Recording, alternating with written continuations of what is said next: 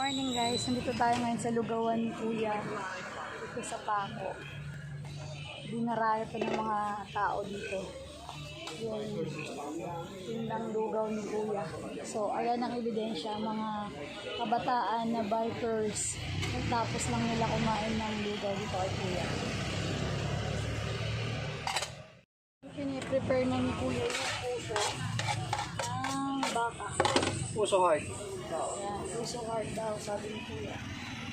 So, nabenta rito ang lugaw ni Kuya kasi continuous ang apoy. So, makikita mo naman umuusok talaga siya. 24/7 daw si Kuya. Umulan, bumagyo, umaraw, andito pa rin si Kuya nagtitinda para may makain ng mga tao. Gusto ng mga kabataan yung lugaw ni Kuya. So ayan, hi guys! Sila Kuya, ayan yung mga kabataan. Natapos lang nila kumain ng lugaw kay Kuya. Ayan yung kanilang bike. Ayan. So, si Kuya. Tapos Kuya, bigyan mo kami ng tokwa, syempre, oo, tokwa. At saka itlog. Ayan. Wala na ito. Wala na itlog. Ito nga. So ayan, si Kuya. Food Panda. Oh, bibili rin siya ng lugaw kay Kuya. Ito na siya guys. Naubusan na daw ng egg. Yung lugaw ni Kuya. So, puso lang siya ng baka. Ayan guys, puso ng baka. At saka tokwa. So, ayan. Kain tayo guys. Nakita nyo. Marami ng kumakain dito kay Kuya ngayon. Standing ovation tayo dito. Dito yung mga kumakain, walang arte-arte. Ayan sila Kuya, naghihintay ng order nila. So walang arte-arte mga tao dito, walang keme-keme. Kain lang na kain. Yan ang tinatawag na street food pero masarap. Mura na, masarap pa. Ayan. Mamaya i-edit mo kita. Nasa YouTube na kayo Kuya, sikat na kayo. Diba guys, ang bilis kumain ng Kuya ko. Tapos na siya. Tapos na siya kumain guys.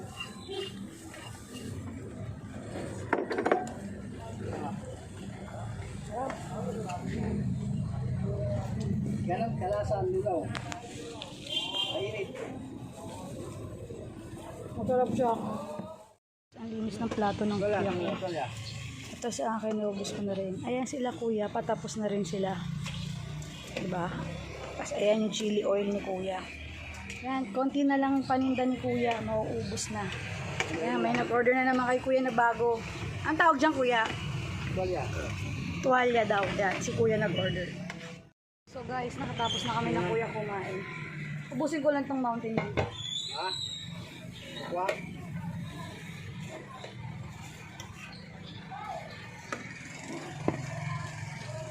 Kuya, salamat sa napakasarap ng lugaw. Sa uulitin. Punta kami ulit dito.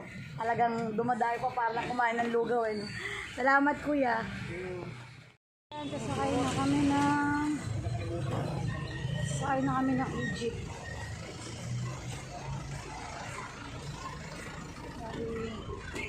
Mali ang pamasahe dito, 11 pesos. Sa dulo.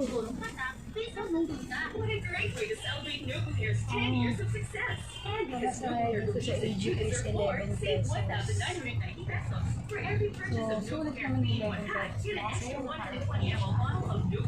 Ayan ang itsura ng loob ng Egypt. Ano pa rin siya, social distancing pa rin. Pabalik na kami ng Pilipinas. So, ayan guys, ang Plaza Dilaw. Ito sa Panda.